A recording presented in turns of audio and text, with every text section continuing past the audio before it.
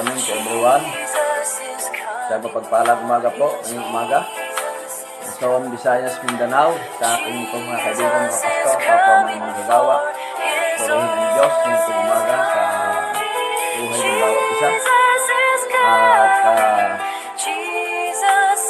bago po tayo dumako sa ating pong pangaral ng mabuting balita, tayo ay mananalangin muna sa Diyos ngayong umaga. Medyo nalit po ako ng konting minuto dahil sa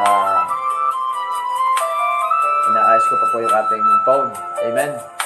Good morning dyan sa ating mga kaibigan, kay Sister Charis at kay Sir Khalid. Pagpalain kayo ng Panginoon Diyos dyan sa lugar ng Carmona at lugar ng Pampanga.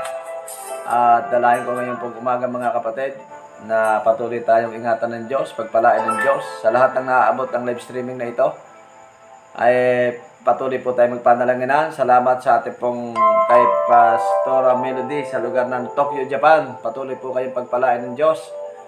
At kay Brother Ramil Tumarsi, patuloy kang ingatan ng Panginoon kapatid. Pagpalain ka ng Panginoon. Salamat sa inyo pong pakikinig ng live streaming na ito, panonood. At ganoon din, bago po tayo dumako sa ating pong pangaral ng mabuting balita, kagaya ng lagi ko pong sinasabi, tayo ay bumabati muna. Amen. Kamusta po kayo? At binabati po natin ang ating pong kapatid na pastor dyan sa lugar ng Pampanga, Pastor Val Serico, ganoon din ang kanyang asawa, Sister Daisy, at ang kanyang mga anak. Buong pamilya niyo po, patuloy kayong ingatan ng Diyos. Ganoon din si Pastor Monsignor Tiberhen. I-bless kayo ng Panginoon. At ganoon din sa lugar ng Tacloban City. Hindi man nila ito napapanood, pero gusto ko silang batiin sapagkat sila yung mga dati ko naging pastor. Pastor Narbugtay, Pastor Ron Mariano, at Pastor tawag dito, Pastor Rodel Nanyes. Yan, pagpalain po kayo ng Panginoon. Kung nasaan tayo ay sinigin natin ang Panginoon sa buhay ng bawat isa sa atin. Ganun din kay Sister Elena Camposan sa lugar ng Riyadh. Mga OFW, patuloy kayong pagpalain ng Panginoon. Ingatan ng Panginoon Diyos. Ganun din kay Sister Renila. At sa kanyang kasamang mga OFW, patuloy kayong pagpalain ng Panginoon. At ganun din sa pamilya Chua.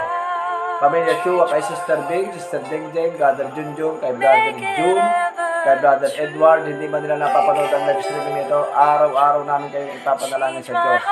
Kahit ang tao ay ayaw nila silang ipag-praying, ay lagi natin silang ipag-pray. Lahat ng naging bahagi ng buhay ko, hindi natin sila makakalimutan sa mga panalangin sapagkat sila naging bahagi ng bawat mga gawain. Amen.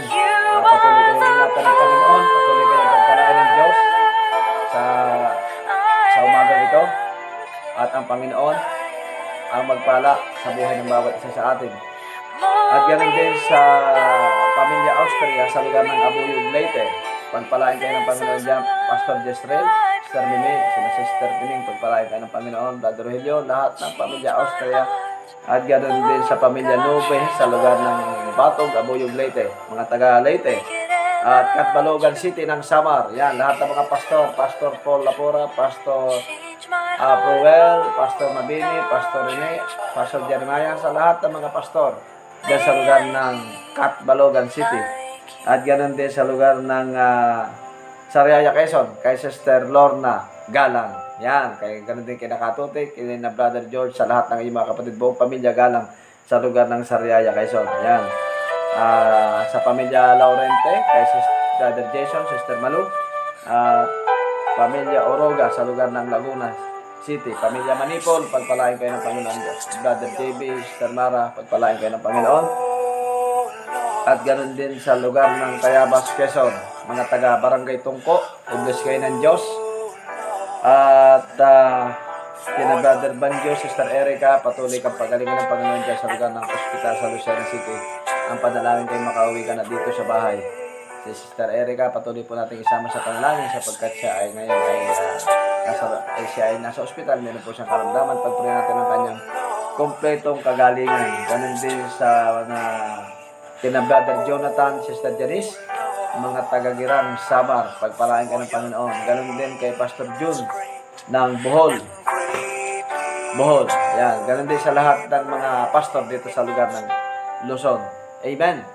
So, salamat po sa Diyos. Isama din natin sa panalangin ang nalalapit na anibersaryo ng Yeshua Christian Fellowship sa lugar ng Tokyo, Japan sa month of October 24. Yan, October 24. So, isasama natin sila sa pananalangin. Ganon din ang pastor natin yan sa lugar ng Samat, Pastor Rafi Ladipe, Pastor Isabel, at sa lahat ng mga mananampalataya ngayon pong umaga. At ating panalangin ngayong umaga ay patuloy tayong ingatan ng Diyos, ibig ng Diyos ang ating pong mga buhay. Amen. Sa lahat po ng naaabot ng live streaming na ito, good morning to everyone. Muli, salamat sa inyo pong pagsubaybay. Kung hindi man po tayo makapagbahagi ng mabuting balita sa bahay-bahay, ay sinasamantala natin ang pagkakataon nito ng live streaming. Amen. Sabi nga ng Biblia, magbabad tayo sa salita ng Diyos, sapagkat pag tayo nagbababad sa salita ng Panginoon, tayo ay patuloy na iingatan ng Diyos, patuloy na pagpapalain ng Diyos, at patuloy na bibigyan ng Diyos ng kompletong kagalakan. Anumang talent ang meron tayo, ipagamit po natin sa Diyos. Amen. So, salamat po sa Panginoon na tayo ay patuloy na ginagamit ng Diyos ngayon pong umaga. Salamat sa buhay ng bawat isa. Salamat sa lahat ng inyong pong mga panalangin para sa aking pong pamilya. Kasama ko na po ang aking pamilya, kasama ko na po ang aking mga anak dito sa lugar ng dito po sa lugar ng Quezon. So, salamat po sa Diyos kahapon na ay nakapag-enroll na po ang aking mga anak. Salamat sa Panginoon. Ang panalangin ko po, saan man po kayo nandyan ngayon pong umaga, sa mga OFW, Luzon, Visayas, Mindanao na naaabot ng live streaming na ito, na ito po sinishare ninyo. Maraming salamat po. Una sa Panginoon Diyos na tayo ay ginising, binigyan ng kalakasan, binigyan ng pagpapala, binigyan ng hininga. Wala tayo sa ospital. Alam niyo po ba, napakahirap sa ospital. Nang pumunta ko doon, napakarami hanggang labas ang mga pasyente. Talagang ilan lang ang ating na ipag-pray. So tayo mga mananampalataya, tayo mga Kristiyano ay ini-encourage ng Panginoon. Huwag po tayong magtago, maglantad tayo. Tayo ay ilaw, tayo ay asin ng sanlibutan na dapat ang ilaw ay nakikita, nahahayag. Amen. Ang totoong Kristiyano ay nahahayag, hindi po nakatago. At bago po ako magturo, ini-encourage ko ang bawat isa. Kung kayo po ay mayroong mga budget naman, alam ko meron po kayong mga budget. Tayo po makabili po ng Biblia. Ang Bible po ay halagang 700 pesos. Meron po kayong mabibili na 180 lamang na Biblia. So, in-encourage po natin ng bawat isa na tayo ay makabili ng Bible. Para pag nakabili po tayo ng Bible, meron po tayong mapapag-aralang salita ng ating Panginoon Diyos. So, ngayon po umaga, tayo po ay dadako na sa mabuting balita. Ngayong umaga. Hallelujah.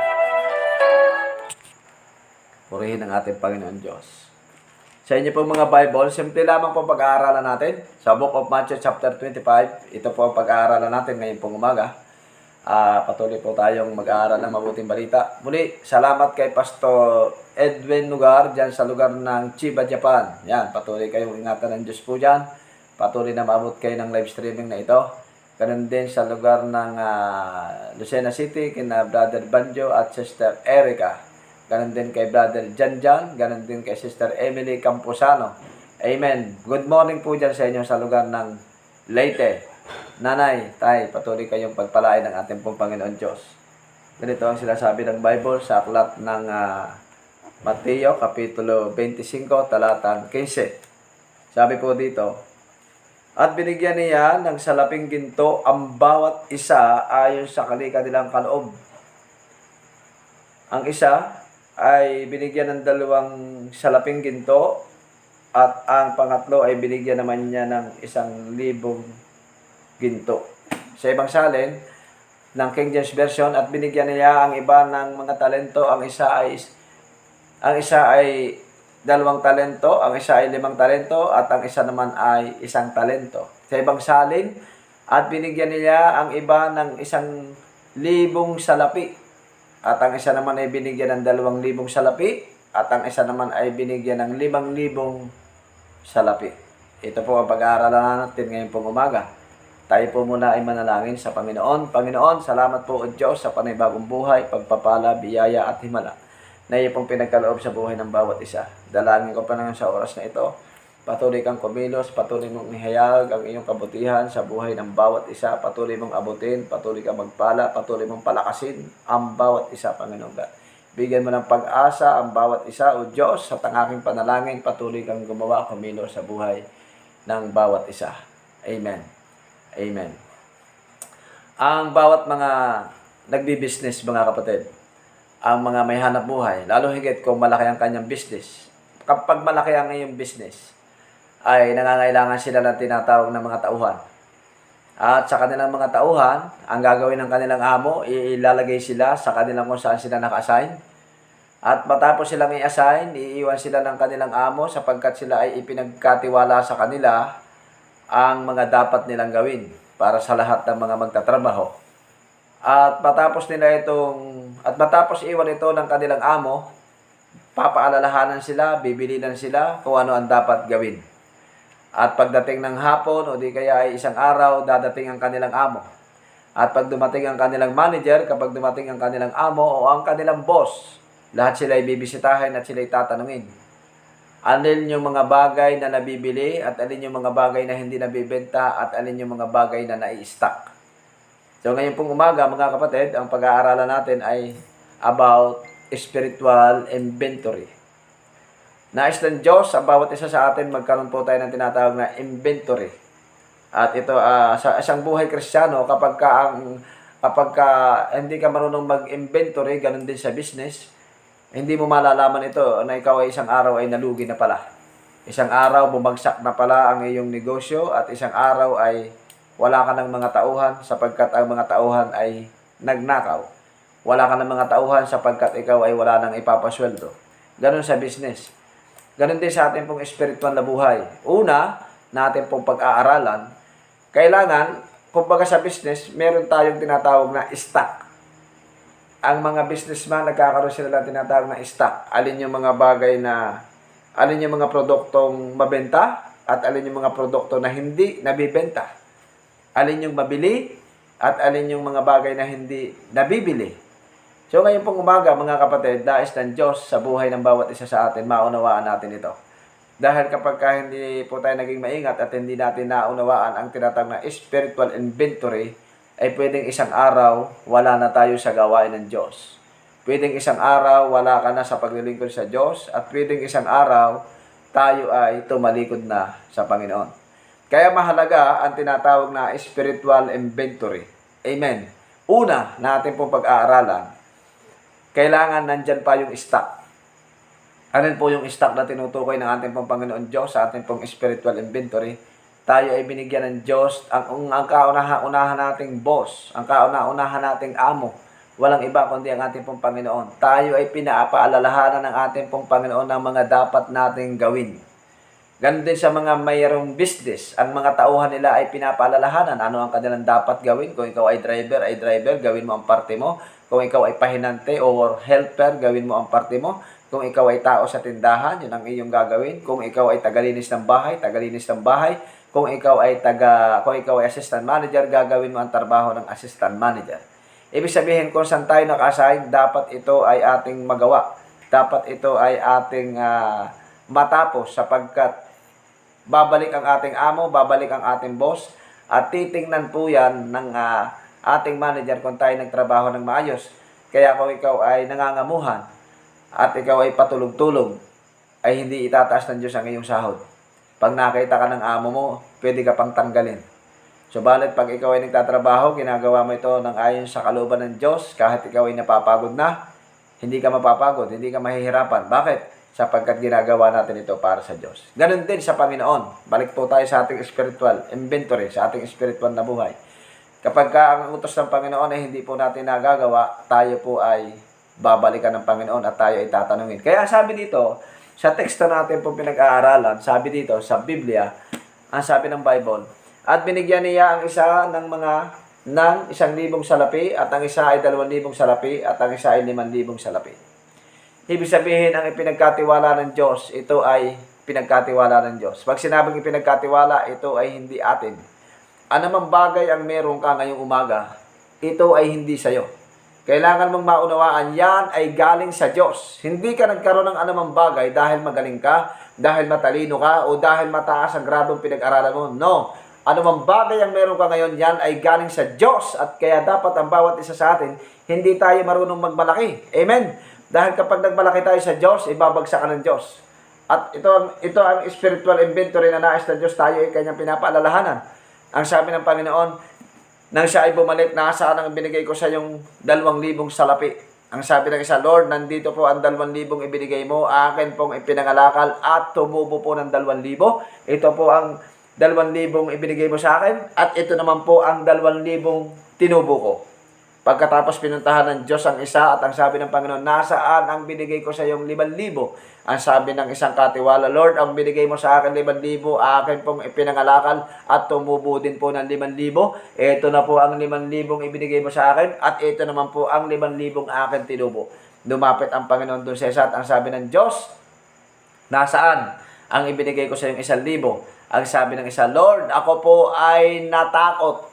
At dahil sa akin takot, ang 1,000 ibinigay mo ay ibinaon ko sa lupa. Ang sabi ng Panginoon, bakit ka natakot? Bakit hindi mo idiniposit sa bangko upang mayroong tinubo sana ang binigay ko sa iyong 1,000? Kaya ang sabi ng Panginoon, hindi mo ba alam na darating ang araw na ikaw ay hahatakin at itatapon doon sa ikalaliman ng impyerno? Ang sabi ng Diyos, ang meron ay bibigyan pa, subalit ang wala, kahit ang kaunting nasa sa Kanya, ay aalisin pa ng Diyos. Amen? Makikita natin dito, yung ibinigay ng Diyos, kapag ito'y ating ipinagamit, ito'y hindi nananatiling iisa. Ito ay tumutubo. Amen? Ito ay tumutubo. Ibig sabihin, anumang bagay ang meron tayo, pwede itong dublihin ng Diyos, pwede itong triplihin ng Diyos, pwede itong dagdagan ng Diyos. Subalit kapag meron tayo na pinagkatiwala sa atin ng Panginoon at hindi natin tinatrabaho, hindi tayo dadagdagan ng Diyos. Ganon din sa lahat ng mga disciple. Ganon din, ako nangungusap sa lahat ng mga disciple. Kung tayo ay hindi nag-memory verse ng salita ng Diyos, kung ang isang memory verse na ibinigay sa iyo ng Diyos ay hindi mo kayang ibahagi sa tao, paano ka dadagdagan ng Diyos? Nasasabi mo, Lord, bigyan niyo po ako ng maraming memory verse para pag nagtatanong ang mga tao ay alam kong sagutin. No. Hindi ka dadagdagan ng Diyos ng maraming memory verse kung hindi mo ipapagamit ang isang verse na nasa sayo. Tanda ko yun, ako'y disciple pa. Sabi na akin, Pastor, ipagamit mo. John 3:16 lamang ang aking alam noon. Pero dahil pinagamit ko sa Panginoon, dumami, dumagdag ang karunungan, ang kaalaman. Bakit? Dahil ipinagamit ko sa Diyos. Tama ang Bible. Sabi ng Biblia, pag napagtiwalaan ka sa maliit na bagay, pamamahalain ka ng Diyos sa maraming bagay. Pero kapag tayo hindi na pamahalaan ng Diyos sa maliit na bagay, hindi ka pamamahalain ng Diyos sa maraming bagay. Amen? Kapag nakita ng Diyos ang binigay sa iyong isang bagay at nagmamataas ang iyong puso, nagmamalaki ka, nagyayabang ka, isang araw, ibabagsak ka ng Diyos. Masakit man tanggapin ngayong umaga, walang intention ang pastor na makasakit ng damdamin, pero pinapaunawa sa atin ng Biblia, dapat tayo ay magkaroon ng tinatawag na spiritual inventory. Amen? Sa spiritual inventory, kung tayo ay tamad dumalo ng panambahan, tamad ka magsimba para sa gawain ng Diyos, isang araw, wala ka na sa gawain ng Diyos. Subalit kung lagi tayo nagpupursige, kahit mahirap ang ating buhay, kahit walang pamasahe, naglalakad tayo, nakakartag tayo para sa gawain, imposible ba na ang Diyos ay magpala sa iyo? Ang Diyos ay magpapala sa atin kapag pinagamit natin ang ating pong mga talento. Kung ikaw ay marunong umawit, kung ikaw ay marunong kumanta, magaling kang kumanta sa labas, hindi niyo po alam na ang awit sa labas ay meron lamang 2 awit, meron lamang 2 kanta. Ang isang kanta ay parangal sa Diyos at ang isang kanta ay parangal sa kaaway ng Diyos. Saan mo gustong ipangamit ang iyong talent? Magaling kang umawit, subalit ang iyong boses ay pinapagamit mo sa yawa, pinapagamit mo sa demonyo.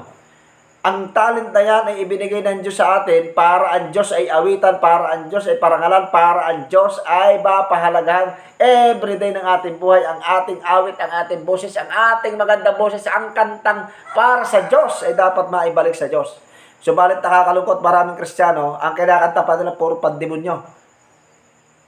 Nakakalungkot isipin. Ito po yung tinatawag na devotional prayer araw-araw. Practical na pagtuturo. Radical na pagtuturo. Bakit? Sapagkat maraming pastor, maraming manggagawa ang hindi ito tinuturo.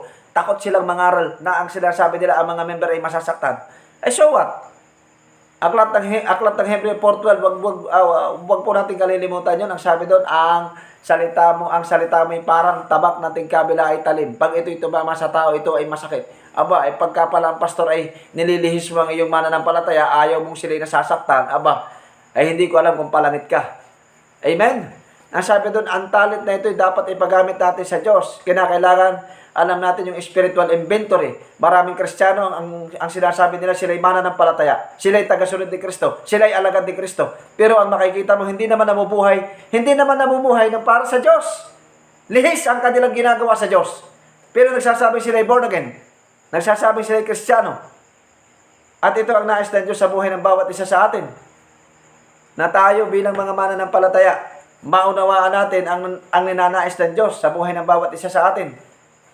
Ang talent na ito ay ibinigay ng Diyos sa buhay ng bawat isa sa atin ngayong pong umaga, na dapat nating malaman ang isang anak ng Diyos, ang isang alagad ng Diyos, ang isang mananampalataya ng Diyos ay dapat namumuhay sa salita ng Diyos.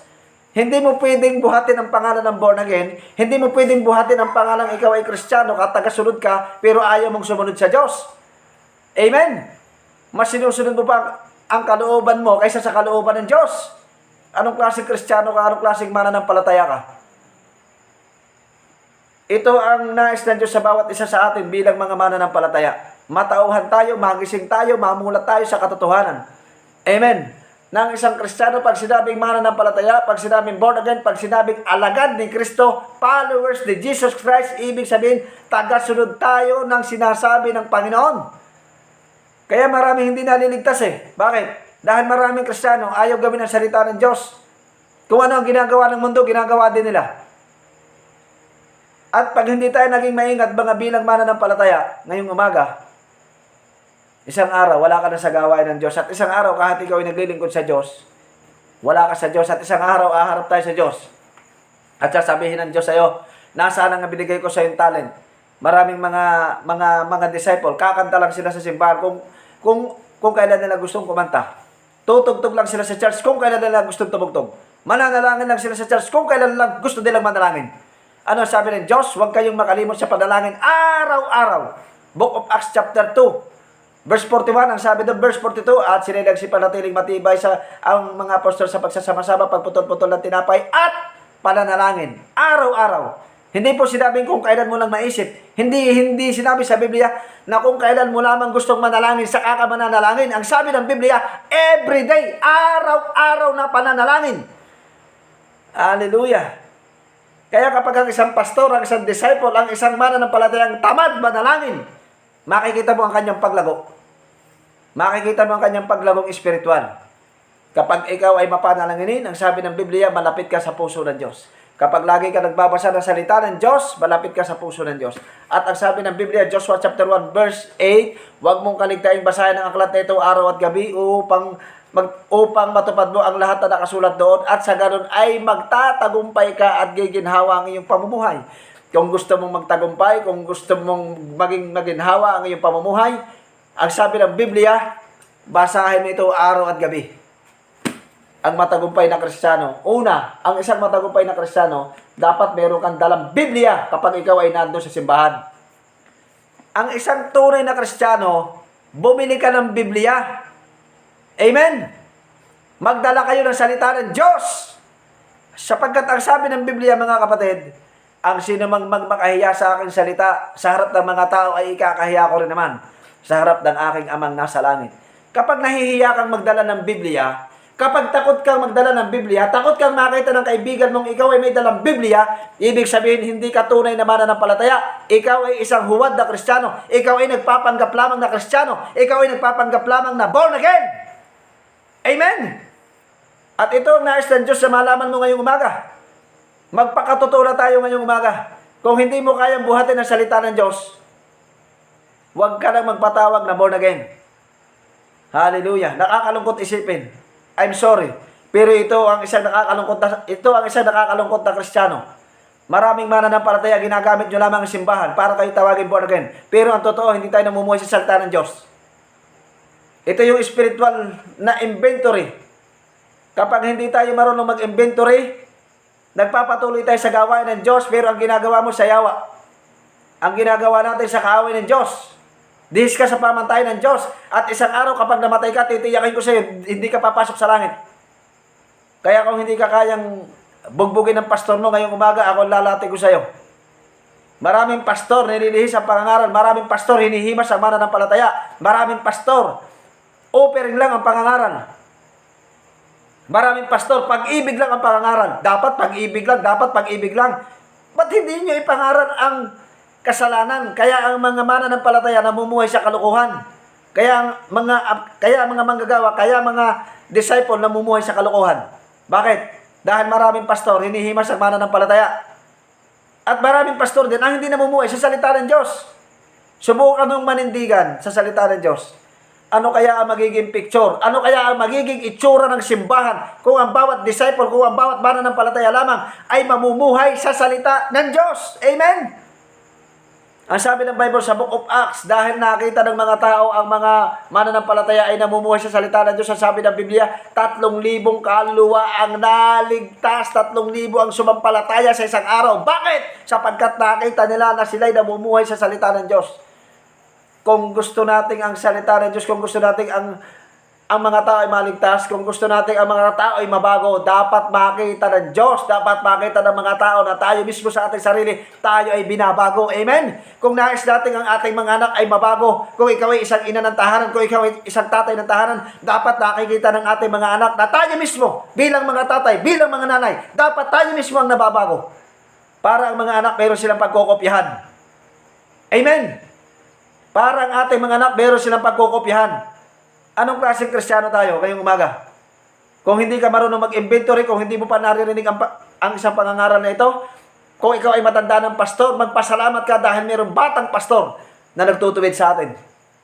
Sino pa magtutuwid ng salita ng Diyos? Sino pa mga pastor ang mangangaral ng katotohanan? Sino pa mga pastor ang magiging matapag sa pangangaral upang mangaral ng katotohanan at talagang pawang katotohanan? Hallelujah. Anong gusto nyo marinig ng pangangaral, mga bilang mananampalataya, bilang mga disciple? Hallelujah. Purihin ang Diyos ngayong umaga sapagkat inihahayag ng Diyos. Masakit man tanggapin, subalit kapag tayo nasasaktan, patigasin mo ang dibdib mo, palambutin mo ang puso mo upang ang salita ng Diyos ay makapasok. Amen? Dahil dahil pag hindi tayo naging maingat, maraming mananampalataya, maraming disciple, malambot ay dibdib. Ang puso pinatigas. Kaya ang salita ng Diyos ay hindi nakakapasok. Doon nga sa Samar Meron doon pastor, nagkukurat siya pa Meron pastor na umaatin pa ng sayawan. Meron pastor na mimista pa rin. Kung may pastor na namimista pa rin, lalong higit maraming mananampalataya ang ganon. Ang sabi ng Biblia, Aklat ng Roma, chapter 13, chapter 12, huwag kayong umayon sa takbo ng mundong ito, sapagkat ang takbo ng mundong ito ay pabago-bago. Nakakalungkot na senaryo, maraming mananampalataya na namimista pa rin. Maraming disciple na namimista pa rin. Maraming pastor na namimista pa rin. Kaya ang mga mananampalataya namimista pa rin. Sino ang pagkukopyahan nila? Sino ang kanilang gagayahin? Sino ang kanilang tutularan? Bilang mananampalataya, bilang pastor, bilang disciple. Hallelujah. Magkaroon tayo ng inventory, spiritual inventory. Purihin ang Diyos ngayong umaga. Kung naririnig mo ang mga pangangaral na ito, kung naririnig natin ang mga mensaheng ito. Kaya ang pagtuturo everyday, practical, radical na pagtuturo para ang mga mananampalataya mabuksan ang kanilang kaisipan, ang kanilang huna-huna sa waray-waray, ang kanilang isip kung paano mamuhay sa salita ng Diyos. Hallelujah, purihin ang Panginoon Diyos. Yung stock, ang sabi doon, yung stock, nandiyan pa ba yung stock, yung tinatawag na pananalangin? Yung apoy ng pananalangin. Kung ang pastor mo, hindi ka naturuan ng pastor mong manalangin araw-araw, ngayong umaga, tuturuan kita ng salita ng Diyos. Ang sabi ng Biblia, everyday, araw-araw na pananalangin. Araw-araw na pananalangin. At hindi lamang pananalangin, yung tinatawag na pag-aayuno. Maraming simbahan ang hindi nag-aayuno, maraming simbahan ang hindi nagpapasting. Kung ang tiyan ninyo, kung ang inyong sikmura, hindi ninyo kayang banggain, paano nyo babanggain ng demonyo?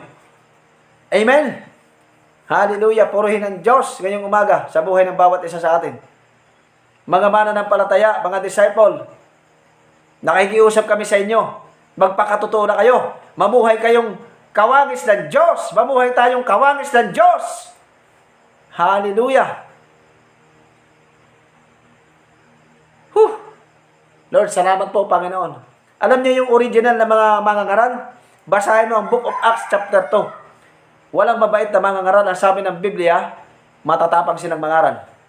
At dahil sa kanilang tapang mangaral, ang sabi ng Biblia, sila'y nagkaroon ng takot. At dahil sa kanilang takot, sila'y nagsisi at sila'y sumampalataya. At dahil doon, libo-libo ang naligtas. Amen? Paano maliligtas?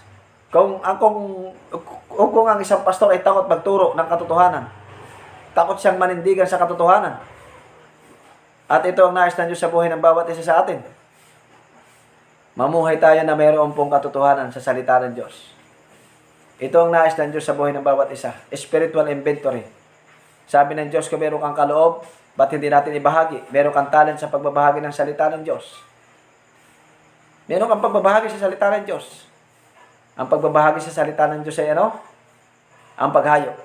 Alam natin na mayroong paghayo, subalit ayaw natin humayo. Alam natin na mayroon dapat tayong gawin sa simbahan, hindi tayo gumagawa. Alam mong mayroong practice kung ikaw ay disciple, alam mong mayroong practice, hindi ka nagpa-practice. Amen? Alam natin dapat tayong tumugtog, tayo ay hindi tumutugtog. Hinihintay pa natin ng pastor. Amen? Spiritual inventory, ano ang sabi ng Biblia? Magpasakop kayo sa mga namumuno sa inyo. Aklat ng Roma chapter 13, sapagkat sila ay mayroong karapatan, sila ay mananagot sa Diyos. At pag hindi tayo nagpasakop, ito ay, ang mangyayari? Pakibasa nga, sister, Aklat ng Roma, Kapitulo 13, talatang 1, basa. Sige. Aklat ng Roma, chapter 13, verse 1. Pakilaksan mo ang basa. Anong sabi ng Biblia? Roma chapter 13, verse 1. Anong sabi? Verse 1, sabi ito, ang bawat tao'y dapat pasakop sa mga pinuno ng pamahalaan, sapagkat walang pamahalaang hindi mula sa Diyos, at ang Diyos ang nagtatag ng mga pamahalaang umiiral. Let's Kaya nga, ang lumalaban sa pamahalaan ay lumalaban sa itinalaga ng Diyos, at sila'y nararapat sa parusa. Amen. Ang sabi doon, ang lumalaban sa pamunuan ay lumalaban sa Diyos. Kaya kapag ikaw ay lumalaban sa iyong pastor, ang kalaban mo ay Diyos at hindi ka mananalo. Isang araw, wala ka na sa gawain. Amen? Maraming mga mananampalataya, ginagawa ninyong puppet ang pastor. Ano yung klaseng puppet? Ang gusto ninyo, ang pastor ang susunod sa inyo. Hindi mo kailangan ng pastor. Ngayong umaga, gusto kong malaman mo, gusto kong iparating sa lahat ng mananampalataya, gusto kong iparating sa lahat ng mga disciple, matuto kayong respeto sa pastor. Matuto kayong gumalang sa pastor. Mabuti pa yung pare, iginagalang ng Katolik. Mabuti pa yung ministro ng Iglesia ni Cristo, iginagalang ng bawat mga membro. Mabuti pa yung bawat mga mangangaral na saksi ni Jehovah, iginagalang nila. Pero ikaw, anong klaseng mananampalataya ka? Anong klaseng alagad ka? Anong klaseng disciple ka? Wala kang respeto sa pastor. Ang gusto mo, ang pastor ang susunod sa'yo. Maraming simbahan ang ganon. Kaya maraming pastor takot. At yan ang iniiwasan namin sa loob ng simbahan. Kung hindi mo kaya magpasakop sa pastor, hindi ko gagamitin yung word na umalis ka. Ako mismo magpapalaya sa'yo. Bakit? Dahil baka nga ikaw pa nagiging dahilan ng hindi pagdami ng simbahan. Nagiging katitisuran ka pa. At gusto kong iparating sa iyo ngayong umaga, higit pa sa bilang mo ang ibibigay ng Diyos kapag umalis ka. Kaya kami mga pastor, huwag nyo kami tatakutin. Naaalis kami ng simbahan dahil si pastor.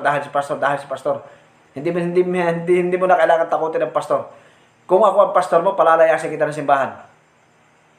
Bakit? Dahil kapag matigas sa ulo natin, ayaw mo makinig sa pastor, mapapahamak ang buhay natin. Amen? Subalit nais ng Diyos ngayong umaga na maunawaan mo ngayong umaga, mahal ka ng iyong pastor. Mahal namin kayo. Pero ang kailangan lamang, matuto tayong rumispeto sa pastor. Amen? Matuto tayong rumispeto sa pastor. Hindi ko ito sinasabi dahil ako'y pastor. Mayroon din akong pastor At ako'y narespeto sa pastor. At tayo mga pastor, nakikiusap ako sa inyo. Sa lahat na makakapanood ito, huwag natin siraan ang mga pastor. Amen? Huwag natin siraan ang mga pastor. Kung nagagawa natin ito, ang sabi ng Biblia, kung ano ay tinanim mo, aanihin mo yan. Kung ano ay tinatanim natin, aanihin mo yan. Ako, kahit maraming pastor na nagsasalita sa akin, tahimik lang ako.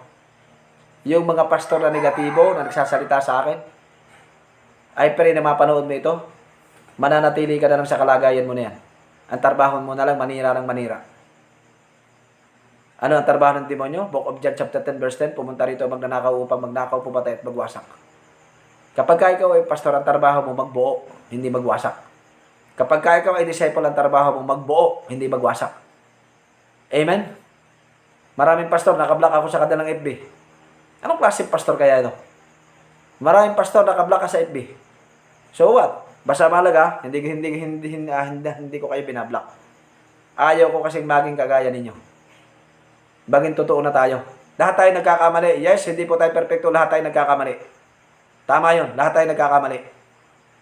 Pero titiyakin ko sa'yo, hindi pwedeng tayo magkapare-parehas. Meron tayong iba-ibang kaloob. Kung hinubog ka ng Diyos dyan para wasakan ng isang manggagawa, ay kaloob mo yan. Isang araw, magsusulit tayo sa Diyos at isang araw, aanihin mo yan. Kung ano ang itinanim mo, aanihin mo. Kung anong itinatanim ko, aanihin ko. Magtanim ka ng maraming kabutihan, mag-aani ka ng maraming kabutihan. Pero magtanim ka ng maraming sama ng loob, mag-aani ka ng sama ng loob. Ikaw ay magtanim ng galit sa mga member, na para magalit kay brother, na para magalit kay sister, na para magalit kay pastor, aanihin mo yan. Aanihin, hindi lang ikaw, aanihin ng buong pamilya natin yan. Kaya mas mabuti ang magtanim tayo ng mabuti. Ang sabi ng Biblia, spiritual inventory. Ano ang mga lumang stock? Pangalawa po natin pang pag-aaralan, ano ang lumang stock? Ano ang lumang stock na hindi nabebenta? Kapag ikaw ay nagtitinda, mayroong mga lumang stock, ito ay inaalis ng mga manager at ito ay pinapalitan ng mga bagong stock. Kung alin yung mga hindi mabenta, pinapalitan po ito. Sa ating spiritual inventory, ano yung mga lumang stock? Ang mga lumang stock ay yung tinatawag na mga lumang attitude, mga lumang ugali na dapat mawala. Lumang attitude, like for example, yung tinatawag na tayo ay magagalitin. Sabi ng Biblia, pwede tayong magalit, subalit hindi pwedeng lubugan ng araw. Amen? Lahat tayo nagagalit, lahat tayo ay naiinis. Pero sabi ng Biblia, hindi tayo pwedeng magalit ng hanggang aabutin ng isang taon. Alam niyo po, maraming tao nagagalit. Isang taon na, hindi pa nakakalimot sa galit. Ang tunay na mananampalataya, ang tunay na Kristiyanong lumalago, nag-i-inventory ng kanyang spiritual na buhay ay inaalis ang mga lumang attitude, mga lumang stock, mga lumang attitude sapagkat ito ay hindi nagiging mabili. Kung ikaw ay suplada, dapat ngayon ay hindi na. Kung ikaw ay suplado, dapat ngayon ay hindi na. Amen? At doon, ang sabi ng Biblia, Ikalawang Korinto, Kapitulo 5, talatang 17, ang sino mang nakapag-isa kay Kristo ay isang bagong nilalang. Wala na ang mga dating bagay na nandito at sila'y pawang naging mga bago. Ibig sabihin, nais ng Diyos na tayo ay maging bago. Ang sabi ng isa, Lord, binigyan niyo po ako ng 2 talento. Ito po ang 2 talento. Ito po ang 2,000 at tumubo ng 2,000. Ito na po.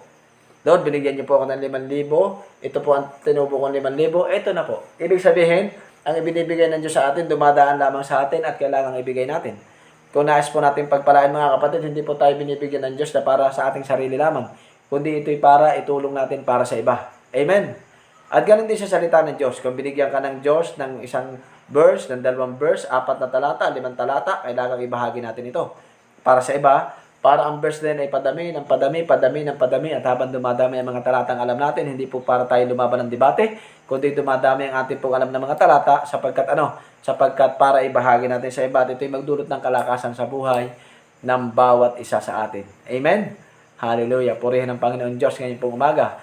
Salamat sa ating Panginoon sapagkat tayo tinuturuan ng spiritual inventory ng ating pambuhay. Kung tayo po ay nanghihina, lagi po nating tatandaan, mayroon po Diyos na magpapalakas. Matatapos na po tayo mga kapatid. Mayroon po Diyos na nagpapalakas sa buhay ng bawat isa sa atin. Kung tayo man ay dumadaan sa matinding pagsusubok, dumadaan man tayo sa matinding problema ng ating pambuhay, ay mayroon pong Diyos. Pag po tayo mag-aalala, meron pong Diyos na magpapala. Ang sabi ng aklat ng Matthew chapter 6, bigyan ng verse 33. Sabi doon, dapat pagsikapan niya pagharihan kayo ng Diyos at mamuhay ng ayon sa kanyang kalooban at lahat ng bagay ay dadagdag sa atin ng Panginoon. Lahat po tayo meron pong problema, lahat tayo meron pong pinagdadaanan, lahat tayo po ay meron pong mga suliranin ng ating pong buhay. At ito ay nagiging dahilan pala kung bakit tayo dumadaan sa matinding pagsusubok. Hindi para tayo pahirapan ng Diyos, kundi para tayo palakasin ng Diyos at tayo ay para matutong tumawag sa Diyos. Ngayong umaga, ano man natin po pinagdadaanan, ano man problema natin sa buhay, hindi man ito nakikita ng kapitbahay natin, hindi ito nakikita ng asawa natin, hindi ito nakikita ng anak natin, pero nakikita ito ng Diyos. Nakikita ito ng Diyos. At ang gusto ng Diyos ngayong umaga, katagpuin ka ng Panginoon. Samahan tayo ng Diyos. Huwag mong papasanin mag-isa. Kapag pinapasa natin mag-isa yan, nahihirapan ka.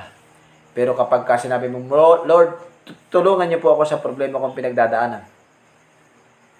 Anong magiging sagot ng Diyos? Ang sabi ng Biblia, hindi kita iiwan ni pababayaan. Ang nais ng Diyos sa buhay ng bawat isa sa ating mga kapatid, tayo ay makapagpatuloy para sa gawain ng ating pong Panginoon Diyos. Spiritual inventory. Ano ang mga lumang stock na hindi nagiging mabenta? Sa ating pong mga anak, mga tatay, mga nanay, dapat tinuturuan natin ang ating mga anak ng salita ng Diyos. Amen? Ng salita ng Diyos. Dapat tinuturuan natin ang ating mga anak ng salita ng Diyos. Mga tatay, mga nanay, pakinig kayo mabuti kay Pastor Jolan. Huwag mong pahihintulutan na ang bata ay ikaw ang susunod. Kapag ka ang tatay, ang nanay, ang tatay man, ay takot kang disiplinahin ang anak mo, takot kang paluin ang anak mo, mali ang iyong pamantayan. Ang sabi ng Kawikaan, sa Book of Proverbs, ang sabi ng Biblia, ang pagpalo ng magulang sa bata ay tama. Kaya kapag ka ang magulang ay hindi namamalo, siya po ay mabait na tatay. Siya po ay mabait na nanay. Ang mga nanay at tatay na hindi namamalo, kayo po ay mababait. Pero hindi po kayo mabuting magulang. Take note. Kapag ang tatay at nanay ay hindi, ang inyong anak ay hindi nakaranas ng pagpalo, ang tawag po dyan ay kayo'y mababait na nanay, kayo'y mababait na tatay. Pero hindi po kayo mabuting nanay, hindi kayo mabuting magulang. Bakit? Sapagkat, ang sabi ng Biblia, alam niyo po ba ang laman ng bilangguan? Marami doon ay hindi nakaranas ng pagpalo. Marami doon ay hindi nakaranas ng pagdisiplina. At yun ang laman ng mga bilangguan. At nais ng Diyos ngayon po umaga mga kapatid, na hindi maging ganon ang buhay natin. Kapag ka ang bata, sabi doon dapat tayo ang nasusunod. Hindi po tayo susunod sa hindi ang bata ang susunod. Ang tayo ang susunod. Amen. Ang aking pong mga anak, meron lamang oras ng paggamit ng cellphone. Pag sinabi kong sila'y matutulog na sila. Pag sinabi kong gagamitin nila. Hindi po masamang mag-cellphone mga kapatid. Pero ang nais ng Diyos sa buhay ng bawat isa sa atin ay madisiplina natin ang ating pong mga anak. Alam niyo po, marami akong kaibigang pastor. Ako'y naawa. Pinagpipray ko na lang. Marami akong kaibigang pastor. Mga pastor, kung kayo po'y nanonood ngayong umaga, aba, mananagot po tayo sa Diyos niyan. Tayo ay patanda na, tayo ay mamamatay na. Ano ang susundan ng ating mga anak sa atin? Amen? Yung maraming mga anak ng pastor, babad na babad sa cellphone, saka IML. Babad na babad sa cellphone. Alam niyo ba, ang cellphone ay, sa loob ng ilang taong kang nag-email na yan, lalabo ang mata mo. Oh. At marami din pastor, babad na babad sa mga games ng cellphone. Marami ng tawag na mamatay, ang pastor nagbababad pa sa kalalaro, hindi humahayo. Nakakalungkot na senaryo. Maraming disciple, babad na babad sa cellphone sa kalalaro. Walang ginagawang ministry. Nakakalungkot na senaryo. Maraming tatay, makinig po kayo mga tatay, mga nanay. Kapag dinisiplina ang ating mga anak, kapag tayo ay namamalo at umiyak, huwag mong aamuin. Ipakita mo talagang galit ka sa kanya. Ganun ang Diyos. Ang Diyos ang Diyos hindi niya po tayo inaamo. Pag tayo ay nagkamali, pinapalo tayo ng Diyos. At hindi lamang basta palo, talagang gagapang ka. Ang sabi ng Biblia sa Aklat ng Hebreo, sinong ama ang hindi sumusupil sa kanyang anak? Kung kayo nga ay hindi papaluin ng inyong amang nasa langit, kayo nga ay hindi tunay na anak, kundi kayo ay mga anak sa labas. Mga tatay, mga nanay, nagpapaalala ang Diyos ngayong umaga. Ito ang devotional prayer everyday, practical, radical na pagtuturo na ating pong makikinig. Hindi mo ito matututunan sa Bible School. At lalong higit, hindi mo ito matututunan sa inyong pastor, kung ang pastor ninyo ay takot mangaral ng katotohanan. Mga tatay, mga nanay, Magising na po tayo. Tayo ay patanda. Tayo ay mamamatay. Ano ang mamanahin ng ating mga anak? Ano ang nakikita sa atin? Ang mga bata, turuan natin ang salita ng Diyos. Amen? Kaya kayo mga pastor, nakikiusap ako sa inyo. Ang mga bata, disiplinahin natin. May oras ng paggamit ng cellphone at may oras lamang ng pagtulog. Pag sinabing tulog na, tulog na. Kahit ikaw ay binata, ang aking anak na dalaga na to, 18 years old na yung anak kong dalaga eh. Alam ng aking anak ang aking hangganan. Kapag sinabi ko hanggang doon lang, hanggang doon lang. Nakadepende ito sa pagpapalaki. Alam niyo ba kung bakit maraming bata matitigas ang ulo? May malaki ang kinalaman ng iyong pagpapalaki sa bata. Kung ikaw ay tatay, kung ikaw ay nanay. Kaya ako sinasabi, itong batang ito ang tigas ng ulo. Itong batang ito ang tigas ng ulo. Alam niyo po kung bakit? Kasi nga ayaw mong disiplinahin. Kapag nagdidisiplina ka, yes, tama yung pinapalo mo, pero sa bandang huli, inaamo mo. Ano ang sasabihin ng bata? O susuko ka rin pala eh, aabo ka rin pala eh. Naku, kaya yung bata, bigyan niyo po ako ng 3 buwan sa bata. Hayaan niyo pumunta siya sa akin, 3 buwan lang. Susupili ng salita ng Diyos siya. Ang gagamitin mo ay Biblia. Gusto nating mabago ang ating mga anak? Biblia ang gagamitin natin. Maliban sa Biblia, kung sila'y bata pa, pamalo. Kung sila naman na high school na, hindi na natin sila kayang paluin, disiplinahin mo. Paano mo didisiplinahin? Maraming bagay. Huwag mong ibigay ang kanilang pangangailangan. Alam niyo po ba, ang Diyos ay ganoon magdisiplina sa atin? Kapag tayo nagkakasala, kapag tayo gumawa ng kalokohan, pag tayo ay pumalpak, pag tayo nagkamali, tayo pinapadapa ng Panginoon. Pinapasadsad tayo ng Panginoon hanggang matuto tayo. At marirealize natin, tayo mismo ang susuko at sasabihin natin, Lord, patawarin niyo po ako po talaga yung nagkasala. Yun ang mga bata. Yun ang mga anak. Dapat ang mga anak, marirealize nila na sila yung nagkasala. At sila yung humingi ng tawad. Tay, Papa, Daddy, Mami, pasensya na po kayo. Ako po ay hindi na po uulit. So pagka humingi ng tawad, sila humingi ng pasensya, binibigay ulit natin sa kanila yung pabor, di ba? O sige, ito na yung cellphone, ito na yung ganitong pangangailangan mo, nagbubukas ulit tayo ng pagpapala. Sana ganun ang mga tatay, no? Sana ganun yung ating pong mga nanay. Amen? Hallelujah po rin ang ating pong Panginoon Diyos. So ngayon pong umaga mga kapatid, nais ng ating pong Panginoon na tayo ay magkaroon ng spiritual inventory. Ano man po pinagdadaanan natin, tayo po ay tatawag sa Diyos, mananalangin sa Diyos. Inuulit ko po mga kapatid, bahal ko po kayo sa Panginoon at wala po akong intensyong makasakit ng damdamin. Ganun lamang po si Pastor Jordan magturo. Pag ang Diyos ay sumasama sa atin talaga, ihahayag natin yung katotohanan. Amen? Mahal ko po kayo. Huwag niyo pong iisipin na si Pastor Jordan, palagi na ako yung pinapatamaan. Hindi po. Ang mensahe ng Diyos ay para sa lahat. Marami po nakikinig ngayong umaga. Mayroon po mga nakikinig na mga OFW, may mga nakikinig na mga taga Luzon, Visayas, Mindanao. Wala po ditong pinapatamaan. Tayo ay kinakausap ng Diyos, tayo ay nais ng Diyos na ang buhay ng bawat isa sa atin ay lumago ang ating spiritual na buhay. Amen. At nais ng Diyos sa buhay ng bawat isa na ngayong umaga bilang mga mananampalataya, bilang mga anak ng Diyos, hallelujah, purihin ng Panginoon, ay magkaroon tayo ng spiritual inventory. Spiritual inventory.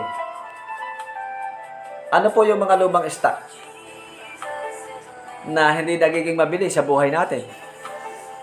Ano ang ating lumang stock, ang ating attitude na hindi nagiging mabenta? Palitan na po natin.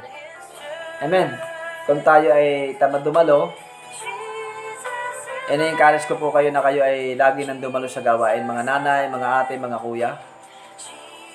At marahil ngayong umaga meron kang karamdaman, gusto ng Diyos, magkaroon ka ng tunay na kagalingan. Kahit anong galing ng doktor, kahit anong galing ng mga nurse, kahit anong galing ng ating medisinang iniinom, subalit kung hindi tayo pagagalingin ng Diyos, ang tunay na magagamot ay walang iba kundi ang ating Panginoong Hesukristo. Amen? Hallelujah. Tayo po'y mananalangin ngayong umaga. Ay pagpipray natin ang ating mga kapatiran kay Sister Velasco, taga Tarlac City. Maraming salamat po sa inyo. Kay Sister Emily Camposano, maraming salamat sa inyo. Kay Brother Ramil Tumarsi, kay Sister Chicharis, at kay Sir Khalid, pagpalain po kayo ng Panginoon Diyos. At ganun din kay, pangalan nito, kay sa pamilya Campusano, Sister Elena, I pray na makauwi ka na sa month of November. Amen. Kung hindi man month of November, at least mga January, sana makauwi ka na. Maabot pa sa bagong taon na talaga yung uwi mo. Ayan. So, magpipray na po tayo, mga kapatid, dahil dumating na po yung ating tamang oras. Kung meron po kayong prayer request, mga kapatid, ay i-comment nyo lang po sa baba at isasama po namin sa pananalangin. Mga prayer request ninyo, everyday, meron po tayong mga prayer. Sige, mag-pray tayo. Lord, salamat po ngayong umaga sa binigay mong lakas, buhay at pagpapala. Salamat o Diyos sa iyong biyaya, sa iyong himala. Dalangin ko, Panginoon, sa oras na ito, sa pamilya ni Brother Ramil Tomasi, taga Rizal, patuloy niyo po siyang ingatan, pagpalain ang kanyang buhay, Panginoon. At ganun din sa pamilya Manipol, o Diyos, sa lugar ng Laguna, patuloy mo silang i-bless. Patuloy mong ingatan. Patuloy niyo pong baguhin ang buhay namin, patuloy niyo pong baguhin ang aming puso. Everyday nang dapat sa iyo. Gusto namin makalapit sa iyo, Panginoon God. Hallelujah. Purihin ka, O Diyos. At dalangin ko ngayong umaga, Panginoon, sa buhay ng bawat mga mananampalataya, O Diyos. Lahat ng mayroong karamdaman sa ospital, bigyan mo ng kagalingan in the name of Jesus, sa pangalan ni Jesus. Lord, ang mga taong walang makain, bigyan niyo po ng pagkain, O Diyos. At dalangin ko sa oras na ito, Panginoon. Abutin mo ng iyong mapagpalang kamay, Panginoon, ang mga taong hindi paligtas sa bawat barangay, bawat bayan, Panginoon. Sa bawat aming hahayuhan, ihanda mo mga tao, Diyos. Sa bawat mga lugar na pupuntahan namin, Panginoon, Ikaw ang magpala. Gumawa ka ng himala, dakilang bagay sa pangalan ni Jesus. Hallelujah. Purihin ka, Panginoon o Diyos. Ngayon pong umaga, Panginoon, dalangin ko sa buhay ni Pastor Ponching Montevergel, Sister Rizal, sa lugar ng Pampanga, sa kanilang ministry, patuloy niyo pong pagpalain ang kanilang pangangailangan, O God. Hallelujah. Lord, dalangin ko, Diyos, sa buhay ni Sister Renela Gomez, sa lugar ng Riyadh, patuloy mong pagpalain ang kanyang buhay, ang kanyang pamilya, sa lugar ng Davao, Panginoon, O God. Ganon din, Panginoon, O Diyos, ang pamilya Chua, Panginoon. Sina Sister Bing, sina Sister Jenjeng, Brother Junjun, sina Brother Jun. Dalangin ko, Panginoon, patuloy niyo pong ingatan. Ang lahat ng kanilang mga tauhan ay maging tapat sa pagdilingkod sa iyo, Panginoon, O Diyos. Ganon din sina Sister Mai, Brother Janjan, sa lugar na ito. Sina Brother Banjo, Sister Erica, patuloy niyo pong pagpalain, O Diyos, ang kanilang buhay, Panginoon. Dalangin ko, Panginoon, O Diyos, na ang mga pastor sa lugar ng Sama, mga taga Katbalogan City, patuloy mong pagpalain, Tacloban City, lahat ng kapatira sa lugar ng Samar, Panginoon, pagpalain niyo po. Makapagpatuloy sila ng pagdilingkod sa iyo, Panginoon, O God.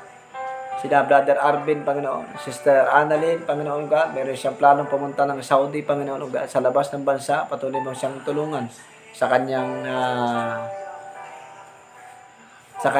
pag-apply, O Diyos. Ganun din, Panginoon, ang ministry namin dito sa lugar ng Quezon, patuloy niyo pong abutin ang pangangailangan.